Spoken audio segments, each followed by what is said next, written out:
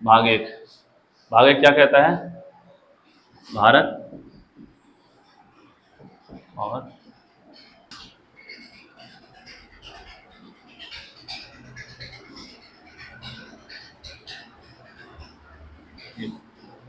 भारत भाग वन में है जो भारत उसका राज्य क्षेत्र, मतलब एक तो पहले भारत के बारे में जानकारी देगा, भारत क्या है का मतलब, कहने का मतलब क्या है कि जैसे अमेरिका है, अमेरिका में क्या है ना कि सब कुछ कुछ स्टेट है, सब मिल करके एक पूरा अमेरिका बना लिया बड़ा, ठीक है। लेकिन वहाँ का स्टेट क्या है कि वहाँ का हर एक स्टेट का अपना अपना कानून है।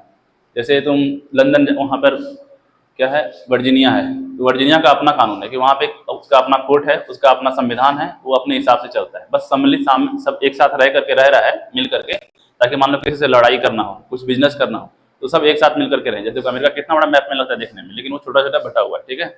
उसमें क्या होता है कि सब स्टेट मिल करके अपने आपस में समझौता कर लिया है कि हम लोग साथ में रहेंगे, लेकिन सबका नियम कानून अलग होगा। ना हम तुम्हारे बारे में कुछ बोलेंगे करेंगे, ना हम मेरे बारे में तुम कुछ कहेगा बोलेगा। इंडिया क्या है, इंडिया में भी स्टेट है, लेकिन स्टेट यहाँ क्या है कि सब मिल करके बना हुआ है, लेकिन स्टेट का अपना मन नहीं है, ठीक है। और अमेरिका में क्या है कि वहाँ का जो स्टेट है वो अलग हो सकता है, जब मन करेगा कि नहीं हमको नहीं रहना आपके साथ में, क्योंकि आपको ज़्यादा इंटरफेरेंस मतलब हस्तक्षेप, ठीक है, हस्तक्षेप ज़्यादा कर रहा है, हमको आपके साथ नहीं रहना, तो वो अलग भी हो सकता है।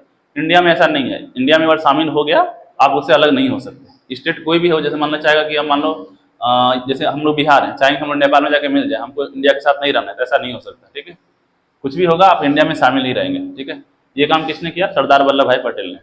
पहले क्या था, पहले जो हमारा देश था वो 552 भागों में बटा हुआ था, ठीक है। 552 छोटे छोटे भागों में, जैसे बिहार में ही अलग अलग, जगदीशपुर अलग, फिर आरा अलग, ये सब अलग, वहाँ का सबका अलग अलग राजा है, वहाँ अलग अलग शासन है, इस तरीके से 552 भागों में बटा हुआ था। तो 552 क्षेत्रों को 4 भागों में बांट दिया, ठीक है। इसमें पहला वाला जो भाग था ये गवर्नर लोग, ब्रिटिश लोग इस पर मतलब रूल कर शासन करते थे। जैसे गवर्नर जो है, गवर्नर जनरल गवर्नर, उसके उसके हिसाब से चलता था, वहाँ उसको कंट्रोल करता था कौन? पार्ट ए को। पार्ट बी में क्या होता था, राजा महाराजा लोग, जो राजकुमार वगैरह हैं, प्रिंसली, इसको कहते हैं प्रिंसली स्टेट, मतलब इसका हिंदी क्या होता है, जो भी हिंदी होता है इंग्लिश समझो, प्रिंसली स्टेट, कितना समझ में आ रहा है? प्रिंसली स्टेट मतलब राजा का शासन, ठीक है।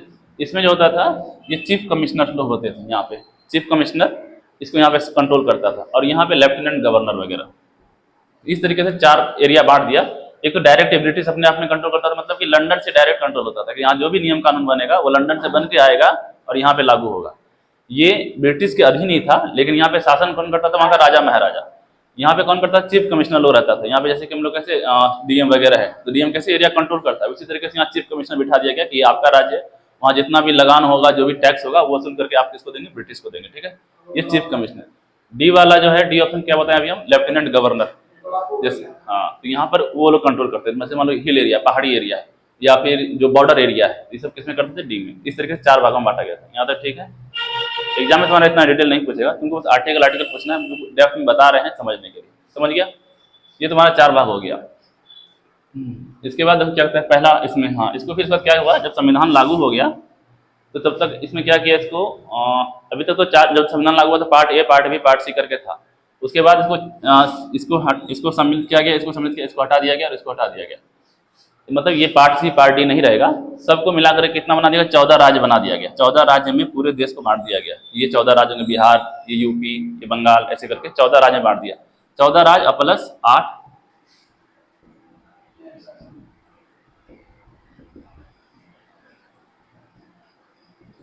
उसको बना के कितना 14 राज्य में कर दिया गया, और ये 8 केंद्र शासित प्रदेश हो गया। और उसी बारे में जानकारी किसने दिया है? पहला आर्टिकल। पहला आर्टिकल क्या बताता है? इसमें जो लैंग्वेज लिखा गया है वहाँ लिखा गया ऐसे करके, इंडिया दैट इज, अच्छा हम इंग्लिश में लिख रहा है, ये ऐसे लिखा है, इंडिया यानी कि भारत।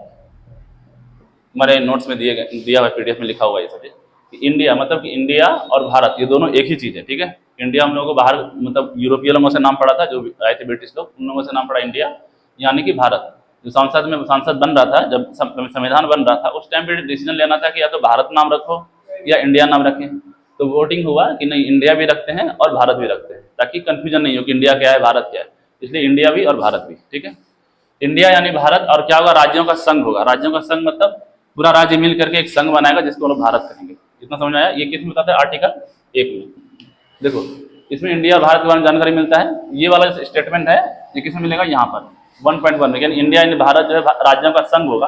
लेकिन संघ मतलब क्या होता है कि संघ यूनियन, इसको इंग्लिश में बोलते हैं यूनियन। इसमें क्या होता है कि जो सेंटर है वो कंट्रोल करता है सारे स्टेट को, ठीक है, और वो नियम कानून बताता है, वो सब पे लागू करता है कि आपको इस तरीके से रहना है, आपका व्यापार इस तरीके से होगा, आपका सीमा इस तरीके से, आपका ये शक्ति है। अगर शक्ति बट गया ना उसको कहते हैं फेडरल। एक होता है यूनियन कानून और एक होता है फेडरल।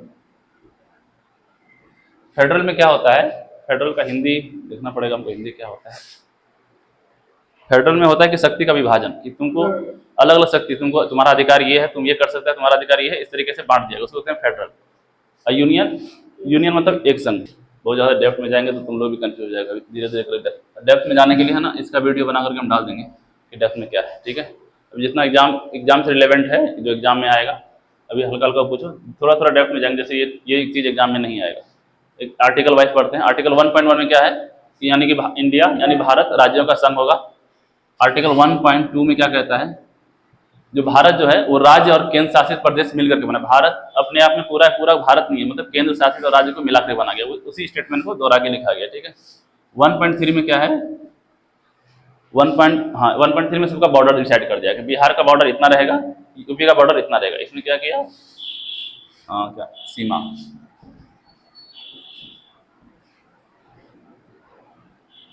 सीमा परिभाषित कर दिया कि बिहार का ये बॉर्डर। उसके बाद आता है आर्टिकल 2। आर्टिकल 1 समझ में आ गया, इसमें कितना सब आर्टिकल है, मतलब सब अनुच्छेद। अनुच्छेद हिंदी में क्या कहेंगे, सब आर्टिकल को अनुच्छेद के अंदर अनुच्छेद हो, क्या कहेंगे उसको। जैसे एक अनुच्छेद तो तुम एक बोल दिया, अनुच्छेद 1.1 समझो, जैसे इसको इस तरीके लिखते हैं, ये अनुच्छेद तुम्हारा हो गया, ये अनुच्छेद 1 है, ठीक है। अनुच्छेद के अंदर ये 3 पॉइंट दिया गया, मतलब भाग 1 में 4 आर्टिकल है, 4 अनुच्छेद है, एक अनुच्छेद के अंदर 3 पॉइंट दिया गया, ठीक है। अनुच्छेद 2, अनुच्छेद बताता है कि नए राज्यों का प्रवेश या स्थापना। जैसे मान लो कि कुछ नया राज्य, जैसे मान लो नेपाल हम लोग के यहाँ राज्य बन के शामिल होना चाहता है, तो किस अनुच्छेद के तहत आएगा, अनुच्छेद 2 के तहत। उसका नियम कानून क्या होगा, उसको कहाँ सीमा देना है, उसका क्या राज्यसभा में कितना सीट होगा, ये सब किसमें डिसाइड होगा, अनुच्छेद 2 में। देखो अनुच्छेद 2 में सब क्लाउज नहीं है, अनुच्छेद 2 है, ठीक है। इसमें ऐसे करके नहीं है, 2.1, 2.2, 2.3 नहीं है, ठीक है। अनुच्छेद 3 में क्या होता है, अगर मान लो कोई बिहार राज्य है, जैसे बिहार टूट करके झारखंड बना, ठीक है। अगर कोई राज्य चाहता है कि हम टूट करके अलग हो, या फिर अपने आप को या फिर जोड़ना भी चाहते हैं, जैसे मान लो कि ये वाला एरिया है झारखंड यूपी का ज़्यादा बड़ा एरिया है, अगर चाहता है वो बिहार में शामिल हो जाए, विधानसभा पारित करता है। हाँ, 3 नंबर में क्या होगा, कोई भी नियम कानून है, जैसे कोई सीमा बदलना है या राज्य तोड़ना है, वो कहाँ से पारित होगा, विधानसभा से। नहीं, पहले विधानसभा जाहिर करेगा कि नहीं हम अलग होना चाहते हैं या सम्मिलित होना चाहते हैं। अगर विधानसभा से पारित नहीं हुआ तब तक वो नहीं हो पाएगा। सबसे पहले किसका परामर्श चाहिए, विधानसभा का।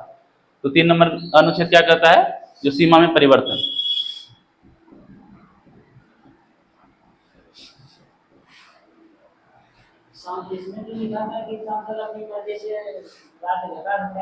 मर्जी से नहीं कर सकता, वहाँ का जो विधानसभा है वो परामर्श देगा कि नहीं हम अपना मतलब हाजिर करके क्या कहते हैं उसको, जाहिर अपने आप को करना कि हम बदलना चाहते हैं या बंटना चाहते हैं।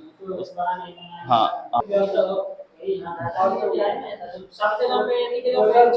नहीं, क्या होता है, जैसे मान लो भागलपुर एक जिला है तुम्हारा, भागलपुर से यहाँ से मान लो कुछ मतलब मान लो कि यहाँ पे सिल्क का साड़ी बनता है, सिल्क साड़ी बनता है। बिहार सरकार उसको उद्योग में लगाया यहाँ पे सिल्क साड़ी बनाने का, और उसका जितना इनकम हो रहा है वो लगा करके दरभंगा में कर दे रहा है, वहाँ हवाई अड्डा बना दे रहा है, वहाँ रेलवे का उसको सही कर दे रहा है। तो भागलपुर क्या करेगा, फिर उसमें विरोध जताएगा कि यहाँ पर से आप सिल्क को जनरेट कर रहे हैं, जो भी सप्लाई हो रहा है, पैसा बन रहा है, आपको दरभंगा में लगा रहे हैं। क्या करेगा, हमको अपना अलग होना, हम अपना नियम कानून बनाएंगे, या तो अपना कारखाना अलग कर लो। उसी तरीके से झारखंड अलग हो गया। इसमें क्या नया राज्यों का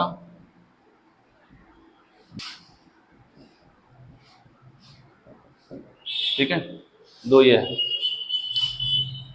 4 क्या कहता है, अगर मान लो इस 2 और 3 में से क्या होगा कि देखो नया राज्य शामिल होगा, इसमें भी संविधान में थोड़ा बहुत बदलाव होगा कि मान लो अगर तुम्हारा 28 राज्य है, एक नया राज्य फिर शामिल हो गया, कितना राज्य हो गया, 29। तो संविधान में लिखना पड़ेगा, एक तो शेड्यूल 1 में ऐड करना पड़ेगा कि 29 राज्य हो गया है, यहाँ भी लिखना पड़ेगा कि भारत जो है 29 राज्यों का संघ है। तो बदलाव जो होगा उसको हम संविधान संशोधन नहीं कहेंगे। संशोधन करना क्या होता है, मान लो कोई नियम कानून पहले से बना हुआ है, उसको तोड़ना, उसमें बदलाव करना, उसको कहते हैं संशोधन करना। तो जब भी ये 2 और 3 में जो भी बदलाव होगा, जो भी मान लो नया राज्य को प्रवेश किया या हम राज्य सीमा तोड़ करके 2 राज्य बना दिए, तो 28 से 29 हो गया, 30 हो गया, तो हम उसको संशोधन नहीं मानेंगे। बस क्या करेंगे, चाहे वो संविधान में बदलाव क्यों ना करे। बदलाव मतलब कि शेड्यूल 1 क्या बताता है? शेड्यूल समझ में आ रहा है किसको कहते हैं? तुम बताओ शेड्यूल क्या होता है? शेड्यूल क्या होता है? तुमने बोला ना, वो बोलेगा, ठीक है। अनुसूची 1 में क्या होता है? भारत और राज्यों का बारे में जानकारी दिया गया है। अब मान लो यहाँ पे पहले से हम लोग पता है कि 28 राज्य यहाँ पर अभी तक भारत में है। अब मान लो जो अनुच्छेद 2 है उसके तहत हम एक नया राज्य को शामिल कर लिए, तो ये भर के कितना हो गया? 29 हो गया। अब क्या होगा, शेड्यूल 1 में भी थोड़ा सा चेंज करना लिखना पड़ेगा, अपडेट करना पड़ेगा उसको। तो अगर मान लो संविधान में बदलाव भी हो रहा है तो उसको हम लोग संविधान संशोधन नहीं मानेंगे। बस इतना कहने का मतलब है संविधान 4 का।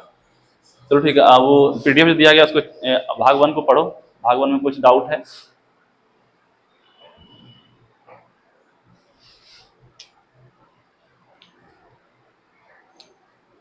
भाग 1 एक ही साथ पढ़ाते जा रहे हैं। भाग 1 भाग क्या होता है? मान लो कि चैप्टर होता है। जैसे मान लो तुम्हारा क्या है, दूरी और समय।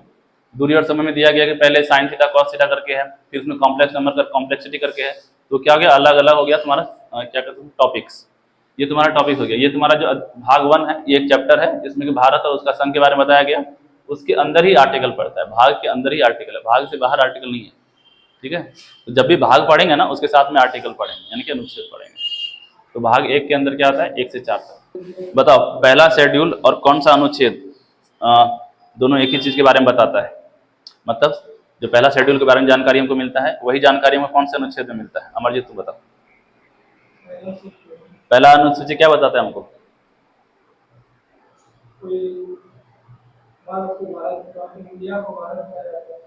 और क्या बताता है? और दूसरे में कोई जो अलग अलग राज्य में संविधान बनता है। संविधान शेड्यूल 1 में क्या है? भारत और उसके राज्यों या उसके सीमा जो भी क्या कहते हैं संघ, मतलब उसके राज्यों के बारे में जानकारी। ये जानकारी किस में मिल रहा है? कौन से आर्टिकल में? अभी जो पढ़े अनुच्छेद 1, ठीक है। अनुच्छेद 1 में राज्यों के बारे में जानकारी मिल रहा है, वही जानकारी हमको मिलता है अनुसूची 1। हम एक चीज गलत बताया उसमें, 14 स्टेट जो बताए थे ना, 14 स्टेट, उस टाइम पे 8 यूनियन टेरिटरी नहीं था, उस टाइम पे था 6 यूनियन टेरिटरी, ठीक है। कितना था? 6 यूनियन टेरिटरी। इसको बाद में जाकर के दमन द्वीप को अलग अलग तोड़ा गया, तब जाकर के 8 बना। 1956 में क्या है कि पहले part A, part B, part C करके था। उसके बाद जब 56 में बनाया गया ना रीऑर्गेनाइज, 56 में क्या हुआ कि जो सब देश है वो कहने लगे नहीं हमको भाषा के आधार पर बांट दो, कि हम जो हिंदी बोलेंगे तो हमको हिंदी वाला भाषा रखो, जो उर्दू बोलेगा, हाँ, जो कन्नड़ बोलेगा कन्नड़ भाषा। तो उस टाइम पे 1956 में सारे भाग part A B C D को सबको बांट दिया गया। कितना भाग में बांटा गया? 14 स्टेट और 6 यूटी, ठीक है। तुम लोग इसमें कुछ लिखना है कॉपी में लिखो। बताओ आर्टिकल 4 क्या कहता है? तुम बताओ केशव, आर्टिकल 4 क्या कहता है? भूल गया? आर्टिकल 1 देखो हमको संघ और राज्य के क्षेत्र के बारे में बताता है, कितना राज्य है, कितना केंद्र शासित प्रदेश, इसके बारे में जानकारी देगा, उसका सीमा क्या है, ये सब चीज इसमें मिलेगा आर्टिकल 1 में। आर्टिकल 2 में क्या मिलता है? अगर नया राज्य को प्रवेश करना है, किसी नया राज्य को शामिल करना है भारत में, किसमें मिलेगा? आर्टिकल 2 में। आर्टिकल 3 क्या मिलता है? राज्य का सीमा के बारे में, कहाँ से कहाँ तक बिहार का बॉर्डर है, बंगाल का कहाँ बॉर्डर रहेगा, इस सब के बारे में। आर्टिकल 4 जो है बताता है कि अनुच्छेद 2, अनुच्छेद 3 यानी कि नया राज्य शामिल करो या किसी का सीमा में परिवर्तन करो। अच्छा सॉरी, देखो आर्टिकल 3 में क्या है? सीमाओं में परिवर्तन, कि राज्यों का गठन और सीमा में परिवर्तन। 2 क्या था? नया राज्य का शामिल। 3 क्या है कि अगर तुमको सीमा में परिवर्तन करना है, बिहार का बॉर्डर, बिहार को तोड़ करके झारखंड बनाना है, मध्य प्रदेश को तोड़ कर छत्तीसगढ़ बनाना है, अगर किसी भी सीमा में परिवर्तन करना है राज्य में, तो उसमें क्या होगा? आर्टिकल 3। अब आर्टिकल 2 और 3 क्या कर रहा है? राज्यों में बदलाव कर रहा है। या तो 2 क्या कर रहा है? नया शामिल कर दे रहा है, और 3 क्या कर रहा है? राज्यों का सीमा में बदलाव कर रहा है। अगर ये दोनों चीजें हो रहा है, 2 और 3 हो रहा है, तो उसको संविधान संशोधन नहीं मानेंगे। बस ये 3-4 जो हमको ये बोलता है, संविधान 2 और अनुच्छेद 2 और 3 में जो है जो भी काम हो रहा है, जैसे 2 क्या करता है? नया राज्य को शामिल करता है, 3 क्या करता है? तोड़ फोड़ के इधर करता है, तो क्या हो गया? और ये दोनों जो भी काम हो रहा है, 4 बताता है कि ये संविधान संशोधन नहीं, ठीक है। 4 हमको बताता है, जानकारी देता है कि 2 और 3 में तुम कुछ भी करो, उसको संविधान संशोधन नहीं मानेंगे, और वो सिंपल मेजोरिटी से पास हो जाएगा, साधारण बहुमत से। क्या होता है? साधारण बहुमत। अगर जितना आदमी वहां पर है उस समय सांसद में उसका आधा से ज़्यादा अगर वोट दे दिया मतलब वो पास हो गया। साधारण बहुमत का ये मतलब होता है। मान लो कि संसद में 200 आदमी है तो बहुमत पास होने के लिए कितना वोट चाहिए? साधारण बहुमत, हाँ साधारण बहुमत देखो मतलब 50 से प्लस होना चाहिए। 50 प्लस,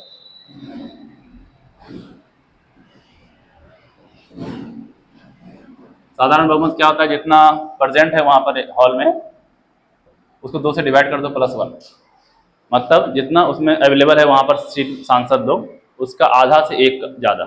अब 200 है तो कितना होगा तुम बताओ? हाँ अगर 250 है तो 250 अगर सांसद लोकसभा में बैठा हुआ है तो साधारण बहुमत से बिल पास करने के लिए कितना? 126 सीट चाहिए। साधारण बहुमत समझ में आ गया।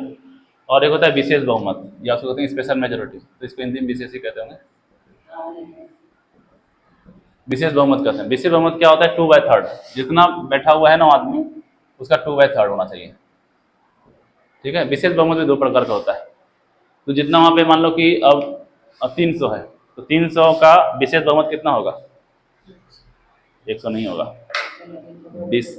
तो अब मान लो 300 बहुमत है, 300 लोग बैठा हुआ है तो इसको 2/3 से गुना करेंगे तो 300 कितना हो जाएगा? 200। ठीक है। तो ये सब आगे पढ़ेंगे, बस अभी बताते हैं। अभी के लिए क्या जानकारी चाहिए? साधारण बहुमत, किसी भी राज्य के सीमा में परिवर्तन, नया राज्य को शामिल करना, क्या करना पड़ेगा उसमें? साधारण बहुमत से पास होगा। और उससे पहले विधानसभा से क्या होना चाहिए? परामर्श मिलना चाहिए। ठीक है। अनुच्छेद 2 क्या कहता है? नया राज्य का शामिल। 3 क्या कहता है? तोड़फोड़। 4 क्या कहता है? और इसमें यह भी बताता है कि साधारण बहुमत से पास।